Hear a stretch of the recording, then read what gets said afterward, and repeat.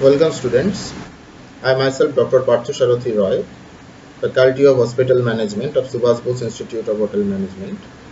Now our today's topic is hospital catering service or dietary service. As you all know, probably the diet is an essential and inevitable part for patient alongside the medications. So when a patient gets admitted to the hospital and his treatment is going on, we need proper diet to provide him for speedy recovery.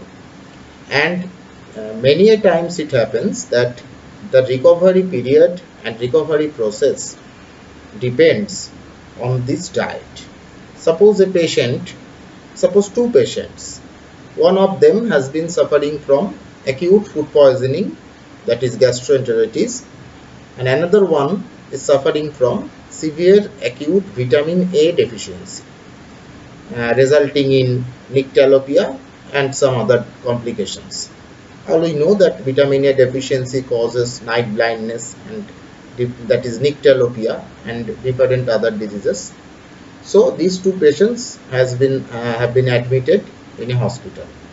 In the first case, the victim who has been suffering from food poisoning, in his case, usually we do not provide any diet for the first 24 hours, and then the liquid diet is provided, and gradually semi-solid and solid diet. And this diet determines how speedy the recovery phase will be.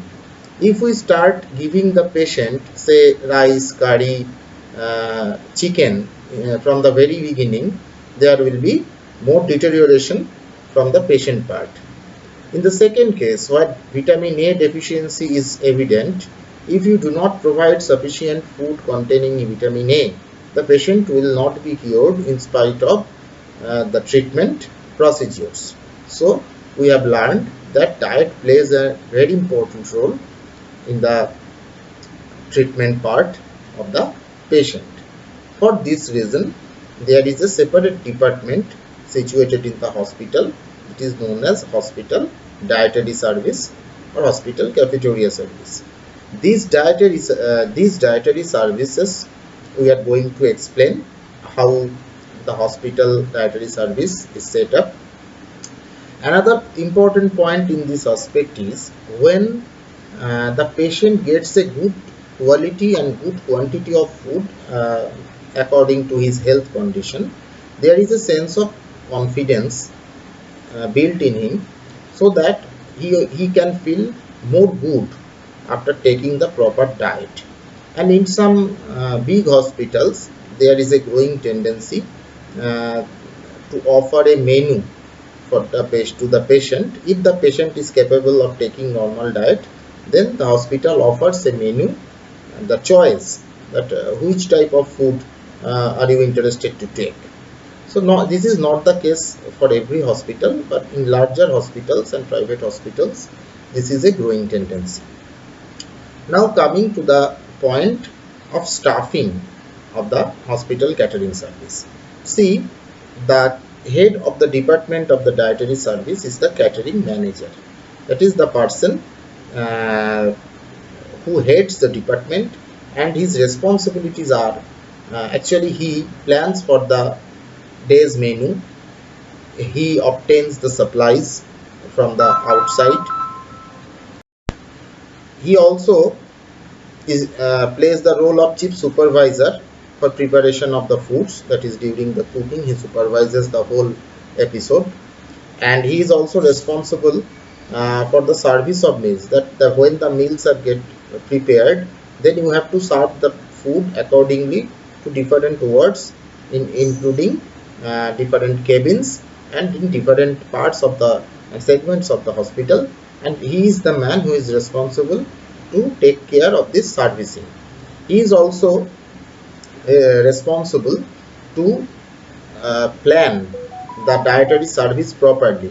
That is to say, he sends his people to the wards, take care of the diet, that is what the doctor has advised to the patient, and he collects the his people collects the note that this patient should be given liquid diet, this patient should be given Horlicks only, this patient should be given normal diet.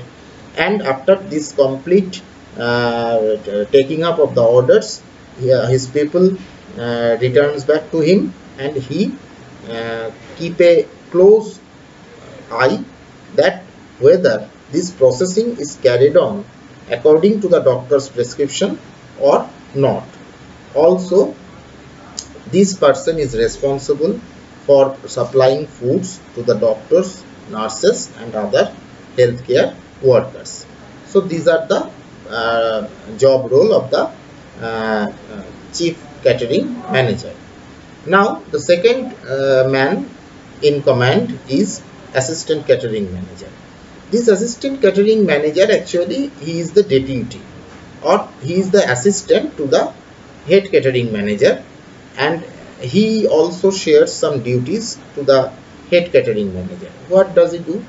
Actually, so the assistant catering manager, his work is to assist the chief catering manager, that is to say, to help out to help to carry out the day-to-day activities.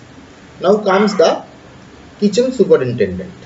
Kitchen superintendent is responsible, actually he is the supervisor and he reports to the head catering manager, and he helps to run the day-to-day work of the kitchen smoothly. That is to supervise the whole workflow going on in the kitchen. Now comes to the head cook. As you all know, the role of the cook is to cook the food. So he is responsible to give instruction to the subordinates to prepare foods according to the prescription of the doctor, and also he participates in the procedure of cooking. Next comes to dining room supervisor. Dining room supervisor, they are in charge of the staffs during the meal service. That is, when the meals are going to the wards to be served, then they supervise the whole process of servicing the food, and they also report to the chief catering manager. And last but not the least is the dietitian. Here dietitian plays a very important role in hospital. Nowadays it's a regulation to employ a dietitian in every hospital, because the dietitian understands the proper food necessary for the particular patient in hand. So dietitian actually collaborates with catering manager in the planning of meals. He also obeys the instructions given by doctor, such as example, say patient having gastroenteritis, that is gastrointestinal infection, was advised by doctor a bland diet. Now what is this bland diet is to be understood by the dietitian, and accordingly he will perform his duty, that is to instruct the catering manager to make a meal for this particular patient. Also, he also advises the catering manager and assists on the training of cooks. There are training period always going on in the hospital, so he also helps in that training process regarding nutritional aspects. So this is the staffing of the hospital dietary service. Now last, we are going to discuss a short topic, that is diet. What is diet? See, in short, diet is the type of meal the patient takes for day-to-day activities. Now these diets are not only for the living but also for the proper nutrition. In hospital we have to be very careful regarding the nutritional process of the patient, so that he can get proper nutrition from the diet. And this diet usually is advised by the doctor and carried out by the nutritionist and the staffs of catering service. Now there are a few types of diets like normal diet, solid diet, semi-solid diet, liquid diet, and special diet. Special diet is given to some special type of patients, that is patient undergoing surgery like this. Regarding this diet, the hospital catering service has to remember a few things. See, not every people is fond of every type of food. My personal preference plays an important role here. So when making a proper diet, the nutritionist or the dietitian must realize that every patient's taste is different from another. If the doctor permits, we have to take care of the facts that the patient's personal choice is different. His religion may prevent him from taking some special food. His habits may prevent him from taking different foods. So social and environmental culture may prevent a patient from taking a specific type of food. So these all things are to be considered before making a proper diet plan. So these are all about diet. And another important topic is left there, that is hygiene. So we are going to work in a hospital and we are talking every topics regarding a hospital. So the hygiene must be our prime focus. If there is malhygiene or bad hygiene, there may be contamination in the food, there may be bacterial infection to the patient.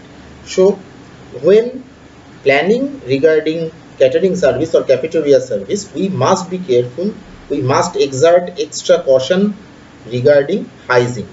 And for this, we are going to maintain the personal hygiene of the staffs present in the dietary service. Also, in every portion of the hospital, this hygiene should be maintained.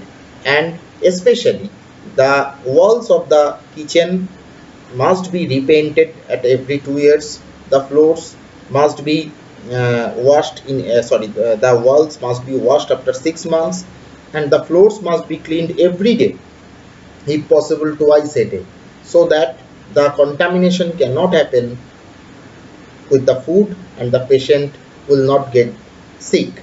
So these are the main points regarding hospital dietary service. I hope you have understood it. If you have anything left or if you have any question, feel free to ask me. I will try to answer. Thank you.